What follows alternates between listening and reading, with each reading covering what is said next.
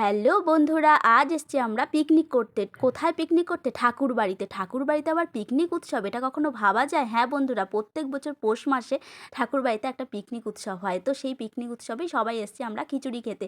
আমরা দেখো হাঁ করে দাঁড়িয়ে আছি কখন আমাদের লাইন আসবে, তারপরে আমরা খিচুড়ি খেতে বসবো। তারপরে বসেও গেলাম খুব সুন্দর একটা জায়গা থেকে, যেইখানটায় কিনা বস্তা পাতা আছে। ব্যাস পাতা পড়ে গেল, পাতাটাকে বেশ ভালো করে ধুয়ে নিলাম, এক্ষুনি তো খিচুড়ি পড়বে। আর ওইদিকে দেখো পাতা দেওয়া এখনও শেষ হয়নি। ব্যাস প্রতীক্ষার অবসান, চলে এলো খিচুড়ি গরম গরম। আর আমার পাশের ছেলেটা দেখো খিচুড়ি খাওয়ার জন্য পাতা ছিঁড়ে নিয়েছে, খিচুড়িটা যেই না পড়বে অমনি ঠান্ডা করে নেবে।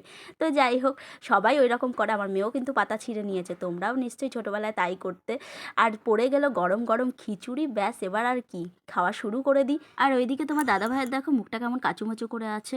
জোর জবস্তি একমাত্র নিয়ে এসেছি, প্রত্যেকবারই আসে, এবার আসতে চাইছিল না। তো যাই হোক, তবুও নিয়ে আসলাম। ঠাকুর মন্দিরটা দেখো কত সুন্দর সাজিয়েছে ফুল দিয়ে। প্রত্যেকবার প্রত্যেকটা অনুষ্ঠানে কিন্তু এত সুন্দরই সাজানো হয় ফুল দিয়ে। তো চলো এবার যাই একটু ঠাকুর মন্দিরে প্রণাম করে আসি। যদিও খিচুড়ি খাওয়ার আগে একবার প্রণাম করেছি, লাস্ট একবার প্রণাম করে তারপরে যাব। কত সুন্দর সুন্দর ফুল আছে দেখো। ব্যাস এখান থেকে টুকটুক করে কয়েকটা ফুল নিয়ে নিলাম, প্রত্যেক বাচ্চারাই নেয়, আমিও নিয়ে নিলাম আমার মেয়ের জন্য। মেয়ে জানে না, ওকে সারপ্রাইজ দেবো। তো যাই হোক, মেয়ে বলেছে পাপা আমাকে একটা পাঁপড় কিনে দেবে, তাহলেই হবে, আমার ফুলের দরকার নেই। তো ফুলটা তো আমি লুকিয়ে নিয়েই নিলাম, আর মেয়েকেও এখনও দেখাইনি, মেয়েকে পরে দেখাবো।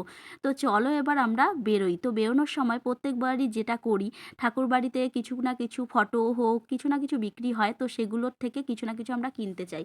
তো সেগুলো ওখানে চলে আসলাম কেনার জন্যে। ব্যাস তোমাদের দাদাভাই দেখো নিজের দোকানের জন্য ঠাকুরের একটা ফটো দেখছে, কীভাবে কোনটা সুন্দর হয়। তো তারপরে আলটিমেট এটা নিল না, যেটা দেখাচ্ছিলো সেটা আর নিল না, বড় একটা ফটো নিল, যেটা কিনা ঠাকুর মানে ওর দোকানে আর কি পেছনটায় ভালোভাবে রাখা যায়। যে ফটোটা আমার হাতে দিয়ে দিয়েছে, খুব সুন্দর একটা ফটো নিয়েছে। তিনটে মানে বড় মা আছে, গুরুদেব আছে, আর বড়দাদা আছে। ব্যাস এবার চলে এলাম মেয়ের আবদার মেটাতে পাঁপড় কেনার জন্য। তো মেয়ে তো কিছু বলছে না, চুপচাপ আছে। পাপা যেহেতু কিছু বলেনি, ওই কারণে মেয়ের মুখটা দেখো কেমন গম্ভীর হয়েছিল। যাই হোক, পাপা লাস্ট পর্যন্ত টাকা দিল, ও নিয়ে আসলো। নিয়ে আসতে গিয়ে দেখলো এটা 10 টাকা দাম। ঠাকুর বাড়ির প্রত্যেকবার অনুষ্ঠানেই ছোট্টখাট্ট একটা ঠাকুর মন্দিরের সামনে মেলা বসে যায়, বেশ ভালোই লাগে।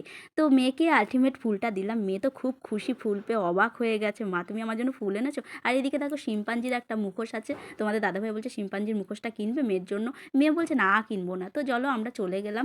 লাস্টে আবার তোমাদের দাদাভাই দাঁড়িয়ে একটু এটিএমে কিছু একটা চেক করতে গেছে। যাই হোক, তারপরে আমার সেই পছন্দের জায়গা পুলের নিচ দিয়ে যাওয়া আমার খুব ভালো লাগে, তো সেটাও তোমাদের সাথে শেয়ার করলাম। এরপর চলে এলাম তিলকুট খেতে। তো তিলকুট আমি খুব ভালোবাসি, মেয়ে ভালোবাসে না, মেয়ের পাপা ভালোবাসে না, কিন্তু আমার ভীষণ পছন্দের। তিলকুট কিনলাম, কিনে বাড়িতে আসলাম, এসে কাস্টমারের বাড়িতে গেলাম, কাস্টমারের বাড়িতে গিয়ে একটুখানি ভিডিও করে নিলাম। তো বন্ধুরা, আমার ভিডিও কেমন লাগলো অবশ্যই কিন্তু কমেন্ট বক্সে কমেন্ট করে জানাবে, আর বেশি বেশি করে লাইক কমেন্ট শেয়ার করে দেবে। আর যারা ফেসবুক থেকে দেখছো অবশ্যই ফলো করে দেবে। টাটা।